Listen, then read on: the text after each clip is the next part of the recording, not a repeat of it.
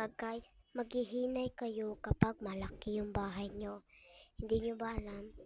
Yung mga bata, istoryahan nyo lang para malaman nila kung anong gagawin ng bahay nyo.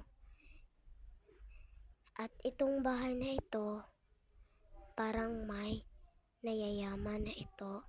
Malaki ito na bahay. Parang buntot yung malaki.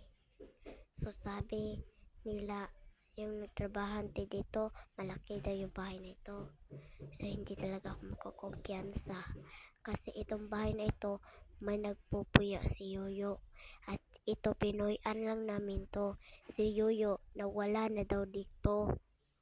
So doon kami, dito ako sa kwarto ni Yoyo. Sinudlan ito ng mga ganito guys. Hindi nyo ba alam? Bakit may bintana din dito yung kwarto ni Yoyo? So hindi nyo lang alam. So nakakalungkot talaga kagabi. Hindi talaga ako makatulog kayo kasi natatakot ako. So kaya ako yung nananakot ako kasi yung nagsusuwat kami. Pagka human yun kay nagsusuwat kami sa Filipino namin. At nanggagawa sa amin lahat para maglupang hinirap dito sa gawas. Usahira kami magganyan guys, pero hindi nyo alam ano katakutan sa akin. Ako yung siguruin.